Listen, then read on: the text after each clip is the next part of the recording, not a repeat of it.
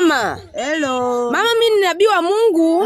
Na Roho wa Mungu amenituma kwa hiyo boma yako. Yeah. Roho wa Mungu ameniambia kuwa wasichana wako wametorokea town na wataki kurudi. Sasa mimi nataka mama utoe sadaka ya shilingi 8,000 nikawaombe wakaweze kurudi. Hiyo roho imenipenda kweli. Hiyo kipawa chako kimekuelekeza kwangu. Mama. Nikupee 10,000. Toa tu sadaka 10,000. Niombe na umepewa kipawa cha bure, si uombe bure. Mama, hiyo ni ya maji tu ya mchungaji.